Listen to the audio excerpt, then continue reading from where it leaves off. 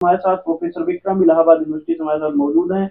बातचीत करेंगे सर। अभी आपने देखा होगा कि तमाम न्यूज चैनल जो है बिहार का जो चुनाव हुआ उसको लेकर एग्जिट पोल दिखा रहे हैं, जिसमें बड़े पैमाने पे बड़े चैनल ये दिखा रहे हैं कि जो है वहां पर जो एनडीए गठबंधन है वो लीड करते हुए नजर आ रही है। लेकिन जमीनी हकीकत जो बिहार की निकल आई थी, लोग वहां पर बेरोजगारी को लेकर तमाम उन समस्याओं को लेकर जो जेन्युइन थे, जो जिसको लेकर लोग खपा थे और वो वर्तमान की सरकार से उसको लेकर वोट किया था। लेकिन अभी जो देखने को मिल रहा है कि एग्जिट पोल दिखा रहा है कि उसमें एनडीए की सरकार बन रही है। इसको लेकर किस तरह देखते हैं सर आप? आपने आपको धन्यवाद। ये जो एग्जिट पोल का जो सवाल है, दरअसल ये जो मोदी सरकार है उनके द्वारा बनाया गया एक षड्यंत्र है। मैं आपको बता रहा हूँ कि 14 नवंबर को देख लीजिएगा, ज़्यादा दिन बचा नहीं है। 2 दिन बाद एनडीए के जगह पे महागठबंधन की सरकार बनने जा रही है, तेजस्वी यादव मुख्यमंत्री बनेंगे। और ये केवल जो आपने देखा, केवल बीजेपी के जो मीडिया हाउस द्वारा मैनेज की गई एग्जिट पोल का सवाल है। मैं इसलिए कह रहा हूं कि पहली बार जो बाइनरी थी हिंदू मुसलमान का, उस बाइनरी को महागठबंधन ने तोड़ने में सफल रहा है। और अगर भीड़ लोकतंत्र में मायने रखती है तो मोदी से कहीं ज़्यादा, कई यूट्यूब चैनल में आपने देखा होगा, अखबार में देखा होगा कि तेजस्वी के रैली में, मोदी की रैली में, तमाम रैलियों में ये भीड़ उठा कर लाई गई थी। और महागठबंधन के जब भी आप राहुल गांधी का भीड़ देख लीजिए, या जो छोटी पार्टियों का भीड़ है उसको देख लीजिए, या तेजस्वी यादव का जो मंच था वहां पर वहां पे बड़ी मात्रा में लोग आए। तो तेजस्वी ने इस बाइनरी को चेंज कर दिया। पहली बार भारतीय इतिहास के हिस्ट्री में, जब चुनाव की बात 2014 के बाद से पहली बार गठबंधन एनडीए सरकार को ये बात का धक्का लगा है कि यहाँ पे अब नौकरी की बात हो रही है। रैली ने आपने देखा होगा कि रैली में तेजस्वी यादव ये कहते नजर आ रहे हैं कि तुमको क्या चाहिए, पहला सर तुमको क्या चाहिए, तो बच्चे कह रहे हैं कि हमको नौकरी चाहिए। तो ये जो बच्चों का जो यंग एज का जो परसेंटेज है, वोट परसेंटेज है, वो आखिर किधर जाएगा। और यंग एज के परसेंटेज अगर 4-5% भी अगर इनका वोट जाता है इनके महागठबंधन के पक्ष में, तो ये सरकार बनाने में सफल होंगे। मैं बता रहा हूँ। तो ये तो एक षड्यंत्र है जिसके बारे में आपने देखा, बकायदा सभी अखबारों में ये बताया जा रहा है। केवल आप चैनल की बात नहीं है, Times of India, Hindustan Times, Amar Ujala में भी लिख रहा है कि एग्जिट पोल में बिहार में एनडीए की बम्पर जीत के साथ इन्होंने 130 और 167 सीट की बात बताई है। मैं आपको एक बात कह रहा हूं कि जब मेरा सिलेक्शन जब जेएनयू इलाहाबाद यूनिवर्सिटी में प्रोफेसर बनने की बात आई थी, तब मैंने एक बात कही थी कि यदि ईमानदारी से सिलेक्शन हुआ तो मेरा सिलेक्शन होगा। मुझे इतना विश्वास था। इसी आधार पे अगर ईमानदारी से गणना की गई और मतपेटी में हेरफेर नहीं किया गया, मैं इशारा ईवीएम की तरफ कर रहा हूं, यदि ईवीएम में हेरफेर नहीं की गई और महागठबंधन के लोग नजर ठीक से गड़ा के रखेंगे, तो इसमें से कहीं दो राय नहीं है कि महागठबंधन की जीत सुनिश्चित है। अब चूंकि ईवीएम को लेकर के विपक्ष की पार्टियां हमेशा असफल रही, सुप्रीम कोर्ट ने कभी विपक्ष की पार्टियों को साथ नहीं दिया। चूंकि मेरा मानना है कि सुप्रीम कोर्ट को भी बीजेपी की सरकार ने मैनेज कर लिया। यदि अभी हाल में जब उपराष्ट्रपति का चुनाव हुआ था, तो उपराष्ट्रपति के चुनाव में सब लोगों ने मत पत्र के माध्यम से वोट दिए थे। तो अगर उपराष्ट्रपति चुनाव में मत पत्र के माध्यम से वोटिंग बात हो सकती है, तो क्यों नहीं लोकसभा और विधानसभा के चुनाव में ईवीएम के जगह मत पत्र की बात होती। तो जो भीड़ की दशा है, जो व्यवहार है, तो नौकरी की बात, रोजगार की बात पे वहां पे एक मुद्दा छाया। दूसरा मुद्दा क्या था? सामाजिक न्याय का मुद्दा। बिहार के चुनाव में जो सबसे बड़ा मुद्दा सामाजिक न्याय का मुद्दा बनकर आया है। इस बार एनडीए अपने किसी भी अपने वादा में सफल नहीं हो पाई।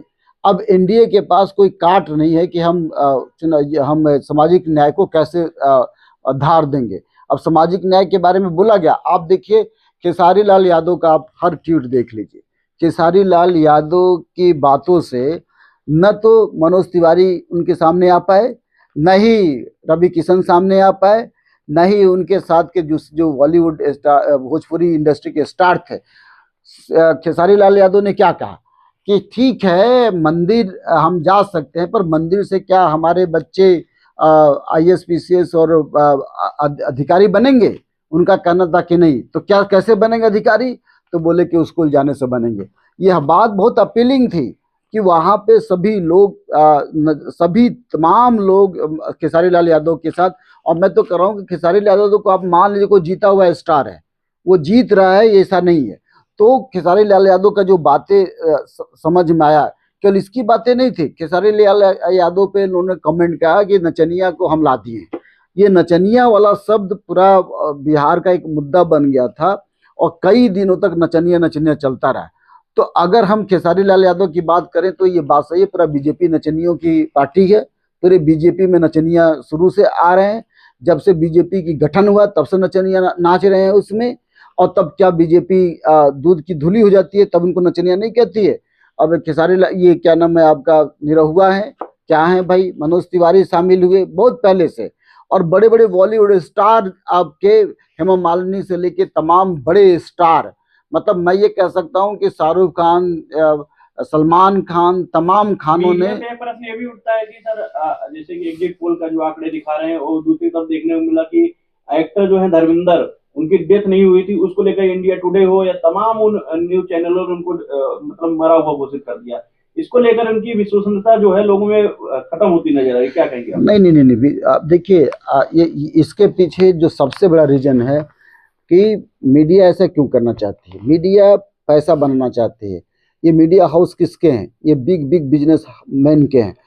अगर धर्मेंद्र की मौत की खबर चली और तो सभी लोगों ने, मेरे जैसे प्रोफेसर ने भी धर्मेंद्र की मौत की खबर के लिए 4 बार कम से कम गूगल पे मैंने सर्च किया होगा कि ये न्यूज सच है कि नहीं। तो जैसे मैं न्यूज क्लिक करता हूँ वैसे ही उनका पैसा बढ़ जाता है।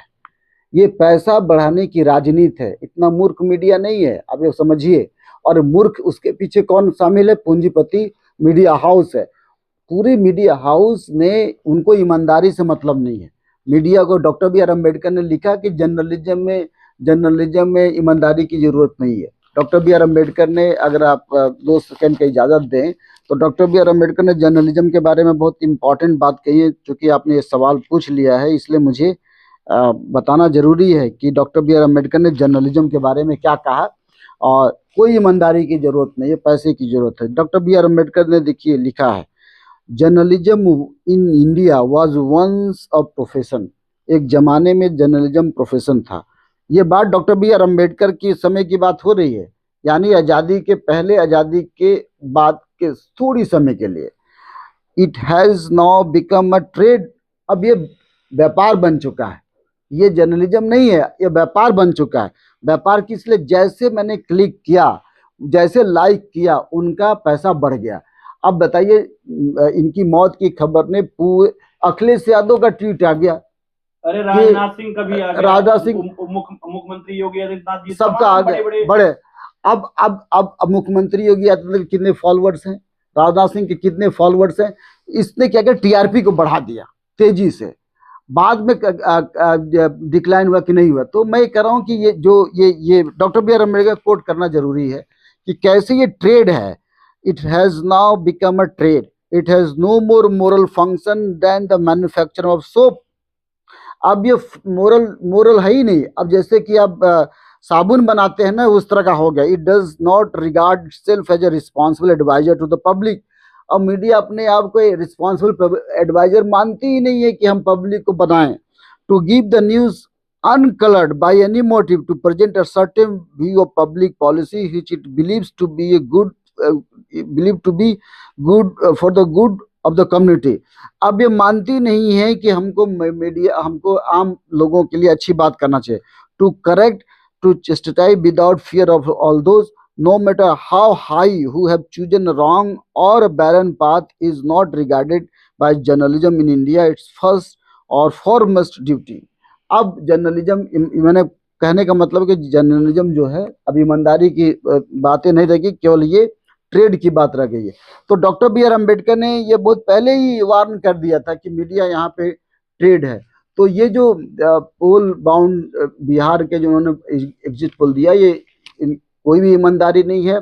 जिस मोदी सरकार ने जिसको पैसा ज्यादा दे दिया उसने ये दिखा दिया कि मोदी की सरकार बन रही है।